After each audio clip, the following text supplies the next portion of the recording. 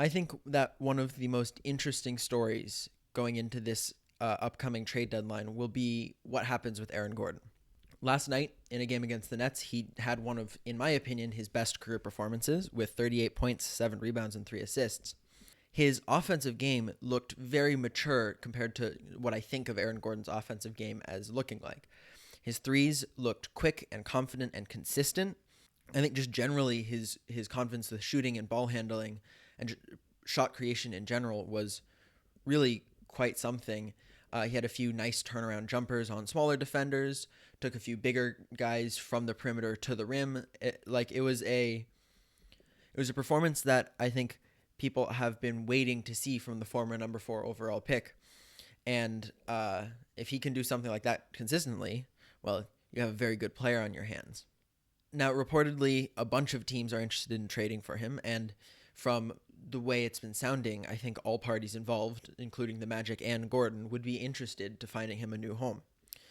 The Magic are currently sitting second bottom of the East, and Aaron Gordon just doesn't look like he's necessarily somebody who fits their team or their situation right now. So it may make sense for them to look for some trade options. Now, reportedly, there are a bunch of teams that are into him, including teams like the Celtics, Pistons, Warriors. But the 3 most interesting situations to me are the Portland Trail Blazers, Denver Nuggets, and Houston Rockets. Now, Gordon is only 25, which is sometimes easy to forget because it has felt like he's been around for a while. He's 6'9", super athletic, long arms, long legs, and is clearly an asset on both sides of the ball for a team that wants to be contending. Let's first talk about the Magic and what they want out of this deal. So it sounds like they're mostly looking for young players and maybe a first-round pick.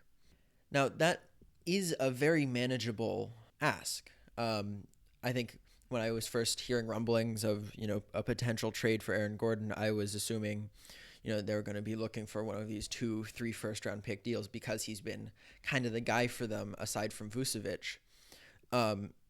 And I just kind of assumed that nothing would be able to happen. But their ask doesn't sound unreasonable, especially for a guy who could be a serious playoff contributor for a team heading into this spring. So let's talk about the Nuggets and what they could offer. They have a whole bunch of kind of average to I'd call low-tier young players, but all of whom show great potential. The ones that come to mind for me are Zeke Naji, RJ Hampton, Isaiah Hartenstein, and PJ Dozier.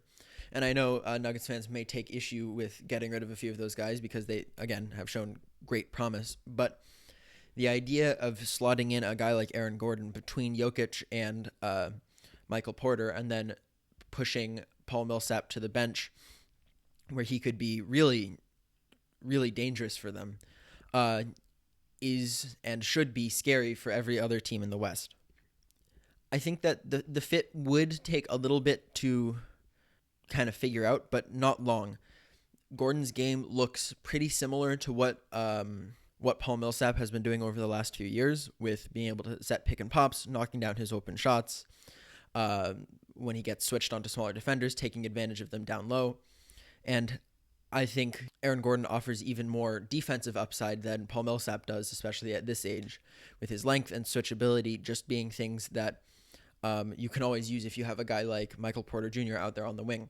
Now, I don't know how the Magic feel about those young players that the Nuggets have. I don't think that they'd be willing to give up anybody who's been a serious part of this team, because they have been playing pretty well, especially over the last month or so. And so, I think it's pretty obvious that Michael Porter Jr. would be off the table. Obviously, you're not going to get rid of a Jamal Murray kind of guy. And so I think that some collection of those 4 young players that I mentioned before, plus picks, could get that move done. Now, again, for the Magic, that move would really be kind of setting yourself up for a tank, maybe trying to go get BJ Boston, Cade, if you can potentially get lucky in the lottery, Jalen Green, some of these really top-of-the-class wing talents that are coming into the league next year. The next team that I want to look at, which I think would be a pretty similar situation is the Portland Trailblazers. They're currently tied in the standings with the Nuggets, so both of them are at a very similar place in their season, and I think they have also a pretty similar package that they could offer. I'm guessing that Zach Collins would be involved with that. The young big man has been very injured in his career, so I don't know how much value he still holds, but when he has been out there, he's showed the potential to be a good post defender, have some outside shots, all of that. So, including him in the move would probably be a positive for any team to potentially develop him. Anthony Simons has looked at times like a gem for the Blazers, coming off the bench, attacking the rim, hitting threes, playing defense.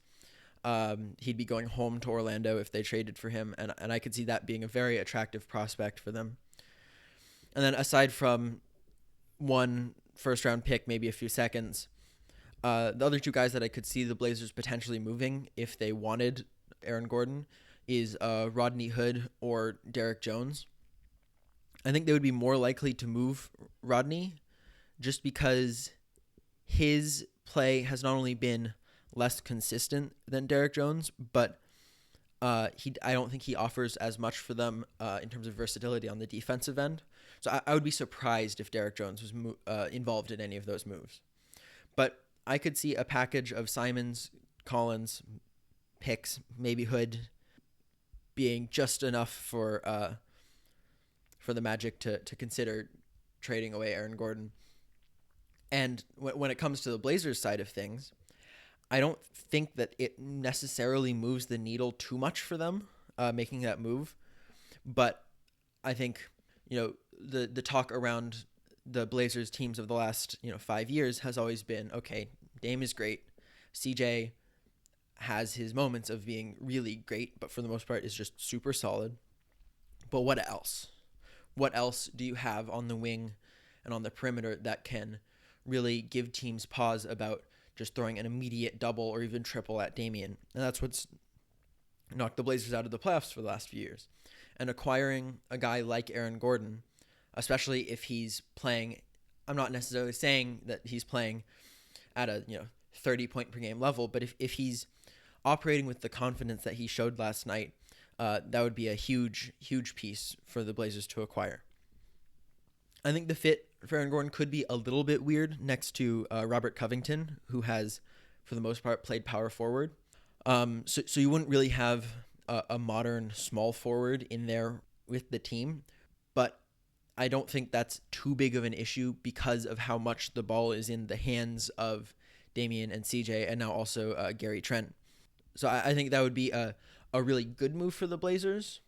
But I also don't think that Gordon is proven enough for me to say that it would immediately make them part of that top echelon of contenders. The last team that I want to look at would be a really completely different move for both sides, and it would be the Houston Rockets. Now, the Rockets are just losing games right now. There's nothing about what they're doing that looks like good winning basketball. But they have managed to accrue a few really solid young players that I don't think that would be involved in this trade, but who Aaron Gordon could complement really nicely and could, give them a core group of players moving forward. Since the All-Star break, having Kevin Porter and KJ Martin come up to the league and produce has been a really positive sign, I think, for a Rockets team that hasn't had much of that this season. And then, of course, the other major one is Christian Wood. And I, for one, would love to see a front court with Christian Wood and Aaron Gordon moving forward. I think they're so versatile on both ends of the floor. Both of them can handle the ball. Both of them can stretch the floor. Both of them can get inside when it matters.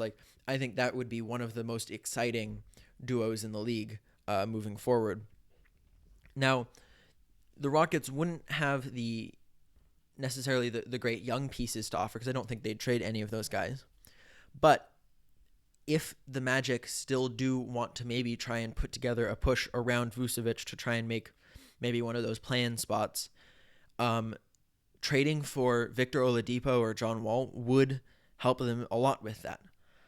Having a guy who can be in your starting lineup, play some good defense, but also who you can rely on to have the ball in their hands and to get buckets consistently is something that the Magic have not had over the last few years, and who I think would be a big help to them. I don't know how Victor Oladipo would feel about going back to Orlando, but with either one of those guys, that would be enough for me to think that they could potentially try and go on a run here to end the season. I think that move is probably the least likely to happen, given that the Rockets will not want to be giving up picks right now, given all of the moves they've made over the last few years. And it seems like the Magic are trending more in the let's get a great draft pick direction than let's try and sneak in. But I think it might be the most interesting of the moves that I talked about here. There's another option at the end of this, which is that they could just hold on to him. I don't see that as being a super positive option for either side, but you never know. It's possible that that last game was a coming out party for Aaron Gordon and that he'll continue playing like that for the rest of the season.